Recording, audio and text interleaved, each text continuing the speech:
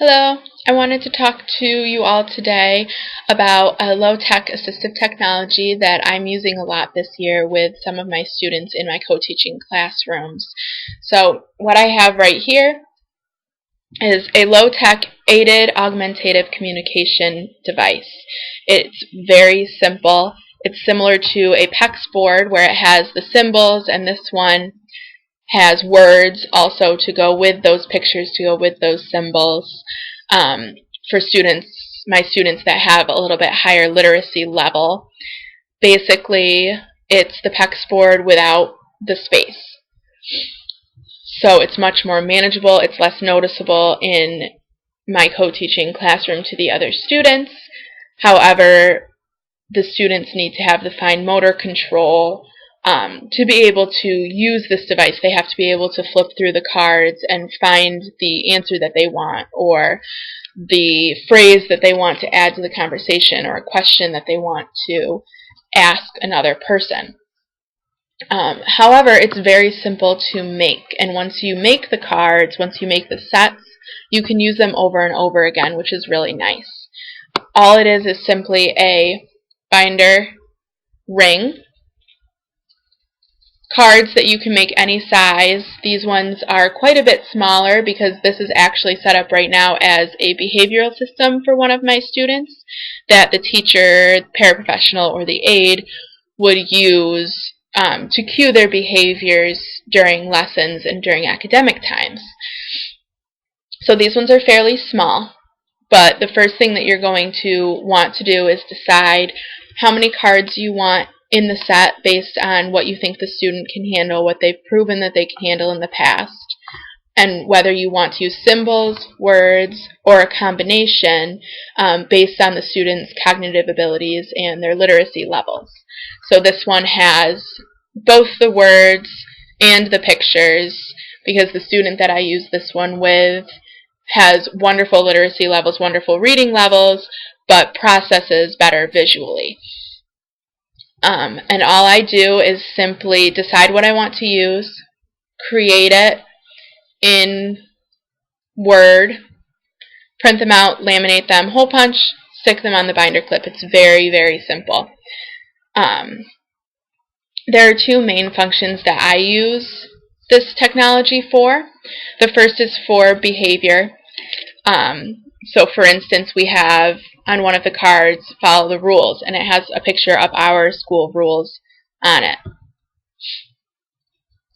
Another is to use a quiet voice for my student when they're getting a little bit louder than they should. Looking at the speaker, this is a big one during my lessons right now with the student that I currently use this with. He's often doodling, looking around the room, and so he's not taking in what the teacher is saying up in the front of the room. There's also a blank card where sometimes we write, as behaviors come up, we write directly on the card. But it's wonderful for him because it really serves two purposes. It gives him a visual reminder of the behavior that he should be exhibiting at any given time. And it's also a silent way to do this, so it's not calling attention to him during the class, and it's not interrupting the other students.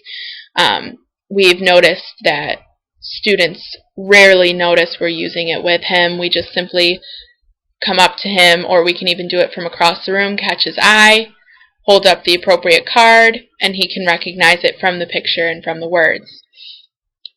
So the second function is to actually be used as a communication system by the student if they have communication difficulties, if they have trouble verbalizing their answers, showing what they know verbally.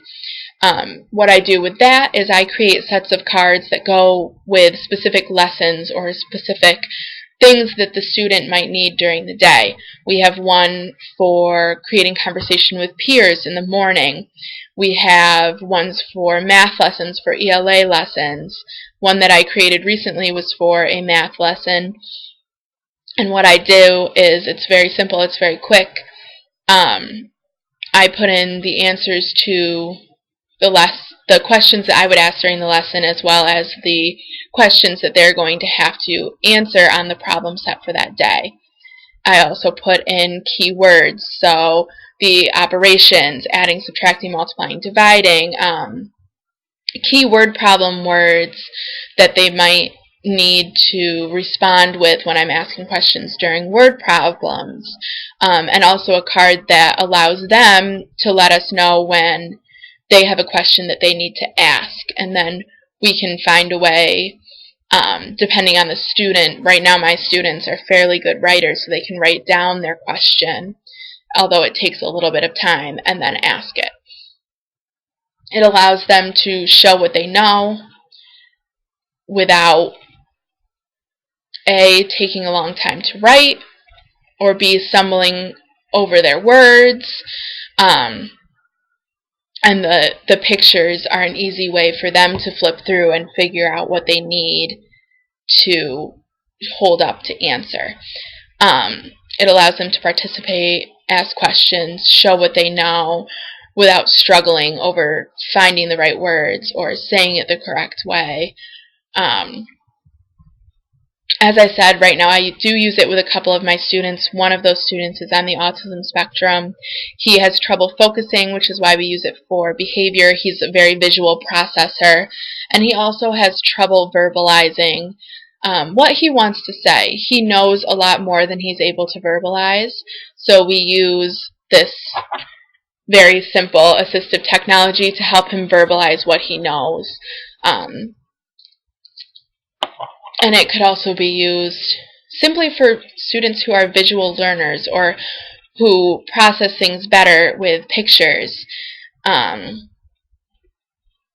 allows them a way to more quickly express their thoughts, more quickly process what they should be doing at any given time. It's very versatile.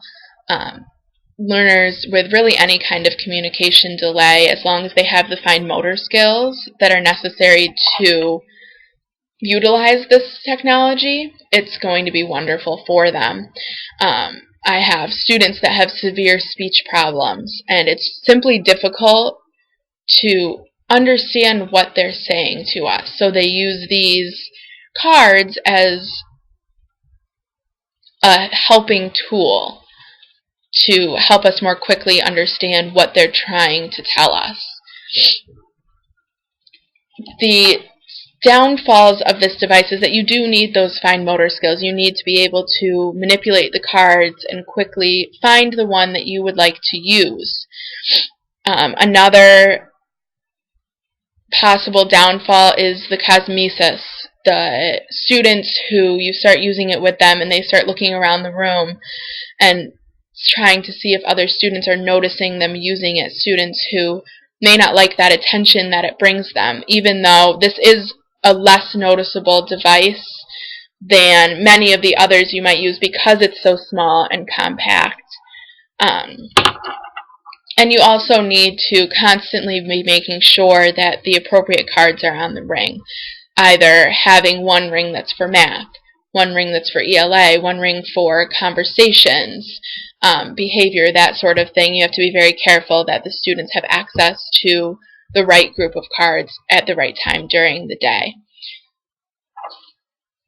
But as I said before, it's a very simple, low-tech, augmentative communication device that can be used with a number of students, whether it's that they're visual learners, that they have processing difficulties, that they need behavioral reminders often, and so having something that you can quietly hold up is better than constantly trying to catch their attention and tell them verbally to redirect their focus, or whether they have trouble with communication, and this has really been a wonderful tool for many of my students who have trouble communicating verbally.